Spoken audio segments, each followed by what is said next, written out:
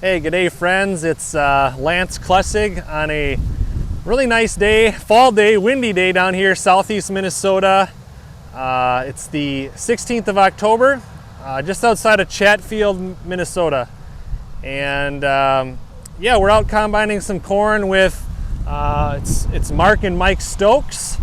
They run about 1,000 acres of cropland, corn, beans predominantly, but they've also been doing some small grains, some oats, and then seeding a diverse cover crop mix after that to graze this fall, but then also put corn in next year. So we're out here on a farm that has a lot of history of no-till and cover crops, 20 years plus of no-till, but want to talk about innovation today. Innovation. If you can see this combine here, if you look right there,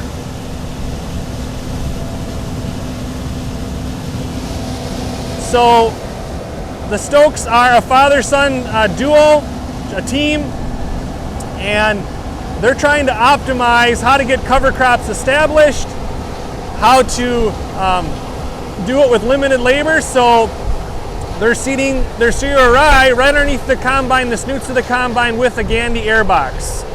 And they did this last year and had really good luck with it. They liked it. This year they're seeding about 35 pounds of the acre. I did a video actually on them last fall. They got the crop out, the corn out. We're putting the rye underneath it, and then we got like 3 to 4 inches of snow, but the ground was unfrozen, and it stayed unfroze, wasn't froze. And they really liked the results that they had this year, the growth. We were able to check it out. And the beans they ran, they had better weed suppression because they had those, nice rows of cereal rye. There's another video of that as well.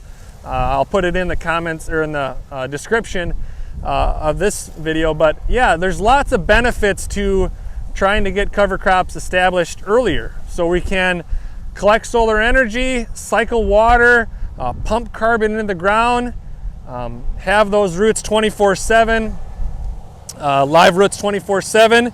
And just take a look here. I mean, this is good corn.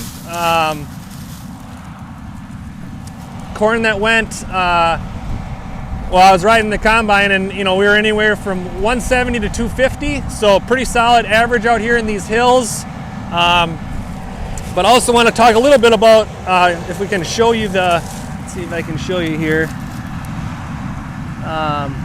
Not sure if you can see it. Here's a macro pour, but here's some cereal rye. Here's some cereal rye. So, again, it's at 35 pounds, so there's not a ton of seed out here, but how much do we really need? And so, this farm is pretty tremendous. Like I said, lots of history with no-till and covers. I've done infiltration out here, and 6-8 inches an hour is just boom. And it's because we don't disturb the soil. That's one of the soil health principles about minimizing disturbance, mechanical, physical, chemical disturbance. So I know these guys are also messing around with trying to cut back on some of their synthetics, especially their nitrogen. Time will tell there. It's a balancing act between yield and ROI. But yeah, just wanted to showcase again what can be done as we allow ourselves to think outside the box. And just a little history back on this field. The Stokeses have they grow soybeans, and then last year, after the soybeans were harvested immediately, they use a rotary hoe to get their cover crop established. And so that's how they established it.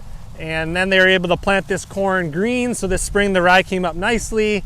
Corn was planted, and then it was terminated anywhere from probably foot and a half, maybe upwards to 2 feet tall. And that's how they've been growing corn and soybeans here the last couple years. So big believers in no-till and cover crops, the soil health principles. And again, just wanted to provide an update of what's going on down here in southeast Minnesota. Guys that are trying different things to improve their bottom line, to feed the underground herd. There's 100 and some mama cows, a couple ridges over, that are gonna, be out here grazing the corn fodder, but also on the cover crops that were planted behind small grains, behind oats. A really nice mix of annual ryegrass and turnips and radishes. So just want to say thanks for joining us, watching our video. If you like it, give us a thumbs up. You can also hit the subscribe button. And lastly, choose to make it a great day.